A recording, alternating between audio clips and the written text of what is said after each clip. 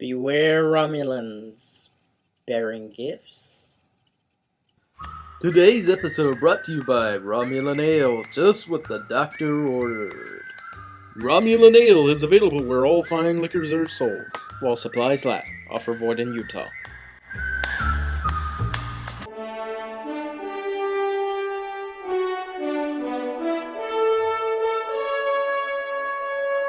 Since the first film was a big letdown for many fans, Paramount decided to go in a new direction for the sequel.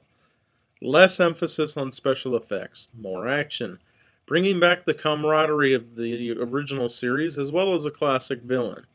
The end result is not only one of the best Star Trek films, but one of the best science fiction films ever made. Ladies and gentlemen, I present Star Trek II, The Wrath of Khan.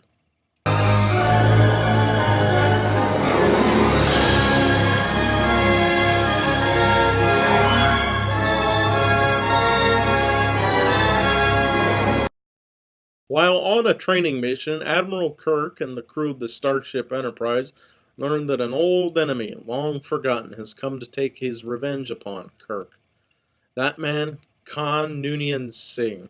Also in Khan's possession, the Genesis device, developed by Kirk's former love and their son, which he never knew.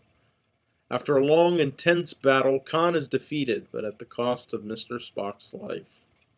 The battle concluded with the detonation of the Genesis device, which created a new planet in place of the nebula in which Khan and Kirk duel. That couldn't possibly set up something for the next film, could it? Everyone is friends again. The camaraderie is back, which is good because if everyone was so distant like they were in the motion picture, the ending of this film wouldn't have the impact that it does. Not even close. I'm also really glad that they picked an actual physical villain for the film. I hate to say it, but a cloud isn't really a compelling adversary. Too bad the people made those Fantastic Four movies didn't really think of that in the first place. Lastly, I like the final battle. It really is a compelling bit of cinema, and you really get the feeling of it being a naval battle in space. I like pretty much everything in the film. I don't think I have much in the way of bad things to say about it. But I do have a few issues. I don't like that Kirk and Khan never have a face-to-face meeting throughout the course of the entire film. I know they had originally scripted a fight in the Genesis cave or whatever, but I guess they didn't think it would work. It just seems odd that they're supposed to be such bitter enemies and they only, have their exchanges through a view screen.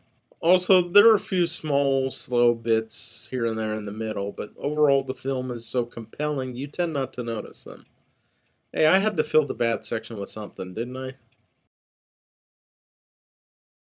When I first saw this film, I had no interest in Star Trek whatsoever, and I thought this film was really dull. I'm not gonna lie, I thought it was really boring. But after I had grown up a bit and actually had some experience with the franchise at large, I realized that this is a really well made film.